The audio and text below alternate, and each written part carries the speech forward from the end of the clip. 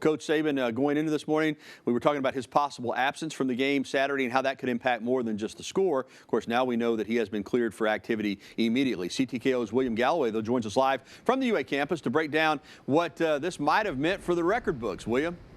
Hey, Gary. Well, we know there was a lot of speculation around Coach Saban, and now that speculation is out the window with the breaking news that his test came back negative.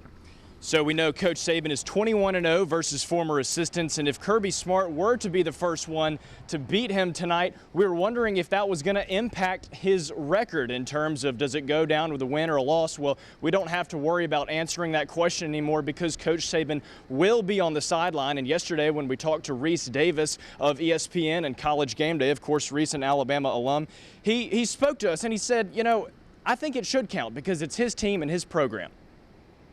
I would say that I think it's still his program, his game, his team, and his game, win or lose. And if Kirby is the first assistant to beat one of his teams, and he happens not to be there, there will, I don't know if asterisk is the right word, maybe just a little small check mark will be beside that one, until someone else does it. But it's sort of my feeling that his imprint is so large on this program and on this team that even if he's not able to be on the sideline, it's still his team and his game. And I would think that the most historically accurate thing to do would be to have it reflect on his record. And now we know for sure that it will impact his record tonight. Kickoff is at 7 p.m. right behind me in Bryant-Denny Stadium. Reporting live for CTKO, I'm William Galloway. Thanks, William. Great job. As I said, we were all expecting this, but now that we know he's been cleared to safely return to activity immediately, it just gets a little more hype for this game tonight. It's time to go behind enemy lines. William Galloway spoke with Mike Griffith of the AJC's Dog Nation. William?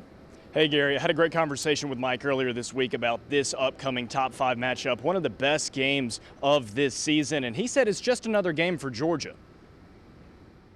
Kirby keeps his team pretty focused from one week to the next. They've got that mentality that it's just another game. Obviously, the stakes are higher in terms of national television, the rivalry, the history. Motivation hasn't been a factor at practice this week, as you might imagine. This is kind of what Georgia's been building towards this season, a game that's been circled on the calendar for a while. Stetson Bennett will be under center for the Bulldogs.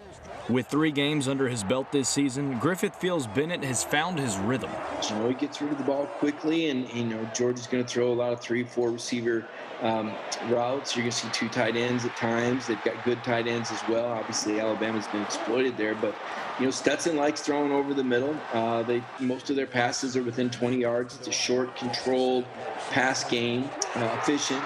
And as I said, he's got good mobility. He's hard to get, and he can scramble for yardage as well. Defensively for the Crimson Tide, lots needs to be improved after last week's performance at Ole Miss. But this is a new week and a new opponent.